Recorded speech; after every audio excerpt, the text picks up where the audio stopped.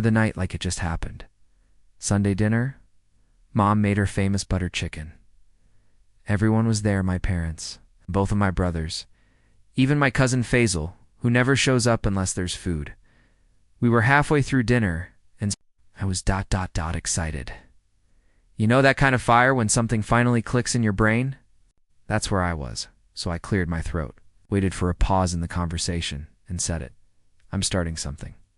In crypto, it's a token built on Ethereum. I've been working on the smart contract. The staking model before I could even finish the sentence? They all looked up, and then came the first laugh. My brother snorted into his glass of water. My dad didn't even look up from his plate. My uncle wiped his mouth and said, "What, you're going to get rich off Monopoly money now?" Even my mom gave that. Looked not angry, just disappointed. The kind that says, I was hoping you'd outgrow this phase. They all started joking. You investing in Dogecoin too? Maybe he'll buy us dinner with Bitcoin in 2040. Next week he'll say he's launching a space startup. Smiled, laughed it off, said it's not like that, guys. But inside, it hurt worse than I expected. Not because they didn't get it. I never expected them to, but because they didn't even try to listen. They dismissed the best thing I'd ever put my mind to, like it was a punchline that night. I helped wash the dishes in silence. No one asked me more about it. They were too busy arguing over what show to watch next. And I remember standing there, a dish towel in hand, thinking, one day, this same room will feel very different. After that dinner, I stopped talking about crypto. I just worked. No one knew that while they were binge-watching shows upstairs. I was in the basement, hoodie on, headphones in, typing till my wrists ached. The Wi-Fi sucked down there. Sometimes I had to hotspot off my phone just to load a single GitHub page. But I didn't care, because something in me had clicked. I started studying everything. White papers, tokenomics, blockchain theory. I went deep down rabbit holes. One tab would turn into 30 YouTube tutorials at 2 a.m., smart contract debugging until sunrise, cold, pizza, worn-out sweatpants, dark circles under my eyes. That was my life. No investor. No mentor, just forums full of strangers and code that didn't care how tired I was. I taught myself Solidity line by line, launched broken testnets more times than I can count, wrote a staking mechanism from scratch, then scrapped it, started again, and yeah, I doubted myself a lot. There were nights I sat with my head in my hands, thinking, is this stupid? Am I building something no one will ever care about?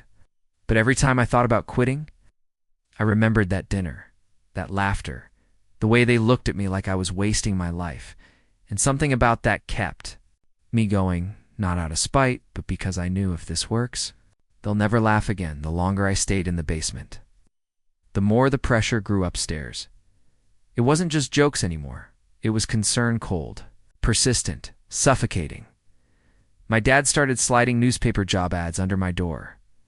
My mom would accidentally leave the TV on loud during career coaching segments. My uncle called one night and said, "You've got a degree. Why are you choosing to be broke?" Even my little cousin asked, "Do you actually have a job, or is this like gaming?" That one stung more than I expected, every week. Someone asked if I was applying somewhere. I got tired of saying, "Not yet." So I started lying. Yeah, just waiting to hear back. I had a Zoom interview yesterday, actually. Truth, my inbox was full of rejection emails for jobs I didn't want, and full of transactions no one understood. Gas fees, failed test contracts, small crypto gains that meant everything to me, and nothing to them. The worst part, started to wonder if they were right. Some days I'd stare at my screen and think, what am I doing?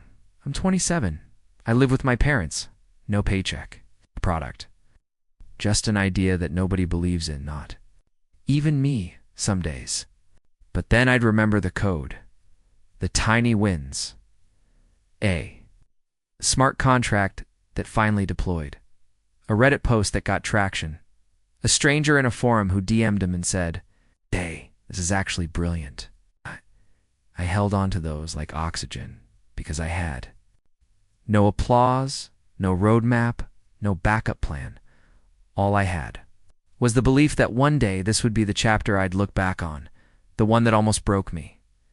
The thing about crypto, it doesn't just crash, it free falls, fast, loud, and unforgiving. I had finally launched my first real token, 6 months of grinding, smart contract audit, liquidity pool, even a small Discord community. People were in. The chart was green. Felt alive. For 48 hours. Then came the dip, then the dump, then the silence. Someone exploited a vulnerability in the staking contract I hadn't even seen. Liquidity drained. K price tanked. My DIMs lit up with panic and hate. Rug pull. This a scam? You knew this would happen? I did. God, I didn't. But it didn't matter. Because in the world of crypto, perception is everything. And I had just become a cautionary tale. I remember sitting at my desk, refreshing the chart over and over. Red candle after red candle. My hands were cold. My chest was tight. I couldn't breathe right. I hadn't slept in 3 days, and then it hit me. Maybe this is it. Maybe I was wrong. Maybe they were all right. I shut the laptop, sat on the floor, and just stared at nothing. Not crying, not angry, just empty all that time. All those nights, gone. A number on a screen. A dip in the market. A bug in a contract. It nearly broke me, because it wasn't just a crash in value. It was a crash in belief. After the crash, I disappeared. I didn't talk to anyone, didn't eat much, didn't go online. I deleted the Discord. Server archived every tweet, buried the white paper. But after a few days, I opened the laptop again. Not because I was ready, not because I believed in myself, but because not building hurt more than failing ever did. So I started small. Rewrote the staking contract from scratch. This time I triple-checked every line. No shortcuts. No hype. Just focus. I didn't announce anything. Didn't post updates. Didn't pitch the idea to anyone, especially not my family this time. I built in silence. I taught myself how to audit contracts. I hired a freelancer, paid with my last bit of crypto to stress test my back end. I rewrote the white paper to actually solve a problem. Not just chase a trend. It took 6 months. 6 months of isolation, uncertainty, and painfully slow progress, but it felt different. There was no rush, no need to prove anything, just this deep, quiet fire in my chest. Every time the code compiled, without errors, I smiled a little. Every time I crossed something off the whiteboard, I felt like I was reclaiming a piece of myself. I didn't know if this version would succeed, but for the first time in a long time, I knew it was real, and sometimes real is better than viral. I didn't plan on checking the numbers that morning. I was just reviewing some token burn activity, making sure the protocol was stable, same as usual, same as always. Then I saw it. The volume had spiked overnight, like really spiked. One of the influencers in the space, someone I'd never even spoken to, had found the project and shared it. The token trended for 3 straight hours. Communities started forming around it. Wallets started flooding in. I hit refresh market cap. $4.2 million, then $8.90, then $15.30. I blinked. My hands hovered above the keyboard like they weren't mine. Another refresh. $27.50 million. I just sat there, not laughing, not cheering, just still. My heart was pounding. My ears rang, not from anxiety. From disbelief, I was staring at a number I'd dreamed of since day one. But I was all alone in a dark room, wearing a hoodie that hadn't been washed in a week, surrounded by empty coffee mugs and code-stained WHITEBOARDS. No confetti, no one clapping, no champagne, just silence. And 27.5 million reasons to believe I hadn't been crazy after all. And the wildest part? No one knew. My parents still thought I was unemployed. My brother still sent me job openings for marketing roles. My cousin had just DM'd me a meme that said, "Crypto is a cult." And me? I just stared at that number, smiled, because sometimes the best revenge, success that doesn't need an audience. Thanksgiving that year hit different. Same house, same kitchen smells, garlic, butter, cardamom. Same noise, aunties arguing over whose pie was better, uncle shouting over a football game. But me, I was different now. I walked in with a bottle of wine and a secret. No one had any idea, not even a clue. They still thought I was that guy in the basement, chasing magic internet money, wasting time on computer gambling. I sat down at the same table where they once laughed at me, watched them pass food, talk about jobs, stocks, the real world. Then my cousin turned and asked casually, "You ever get back into the job hunt?" I smiled. No, actually, I built a protocol. Launched a token. Just passed a $27.5 million valuation last week. At first, they laughed, thought I was joking. Then I pulled out my laptop, opened the dashboard, wallets, activity, value, community, growth. Press mentions, you could hear the chewing stop. My uncle leaned in. My brother's fork hung in mid-dash air. My mom just stared at the screen, blinking, mouth slightly open. Wait, this is yours? Yeah, I said, all of it. Silence then. The questions started. How'd you build this? Are you hiring? Can you teach me? No one mocked me that night. No jokes. No sideways looks. Just respect, the kind you can't demand. The kind you earn in silence. And the crazy part, I didn't show them out of spite. I showed them because I finally didn't need them to believe in me anymore. No, one ever apologized. Not once. Not for the jokes. Not for the eye rolls. Not for the months. They treated my work like a hobby, or worse, a phase. And honestly, I didn't need them to, because something more powerful happened. They started listening. My dad, the same man who once said, "This computer stuff isn't real business now," asks me for updates, wants to know how smart contracts work, even mentioned opening a wallet. Cautiously, my mom stopped leaving job flyers on the kitchen counter.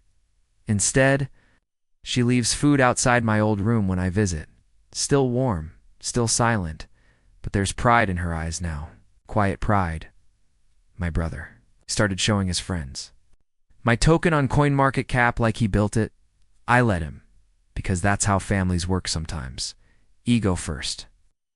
Truth second. There were no dramatic scenes, no teary confessions, just a shift, a pause when I spoke, a seat at the table, sense that they finally saw me as more than just the crypto kid. In the basement, they didn't say sorry, but they stopped laughing, and that said enough. Funny thing is, the moment I stopped needing their validation was the moment they started offering it. People think stories like this are about revenge, like I built something, just to throw it in their faces. Like success is only sweet when it's served cold. But that was never it. What I wanted from the very beginning was simple: to be taken seriously, to have anyone say, "I don't fully get it, but I believe in you anyway." That never came. So I had to believe in myself. Every sleepless night, every bug I fixed alone, every forum I posted in, hoping for one answer. Every moment I looked in the mirror and said, "Don't give up. Not yet." That wasn't for revenge. That was survival. Because when the people closest to you treat your dream like a joke, you either let it die quietly or you dig deeper, build in silence. Could make it real anyway. I never wanted applause. I didn't need "I'm sorry." All I ever wanted was for them to look at Methway. I had always looked at myself. Not crazy, not naive, not delusional, but possible now. They do, not because I shouted louder, but because I never stopped building when they stopped listening. And that was enough to the dream they didn't see. Thank you for surviving the doubt, for staying alive in the quiet, when even I started whispering to myself, maybe this isn't worth it. You never demanded attention. You didn't shout or rage or seek revenge. You just waited till I was ready to carry you forward. I used to think your value was tied to their belief in me, that I had to prove them wrong to prove you right. But now I know better. You were never about them.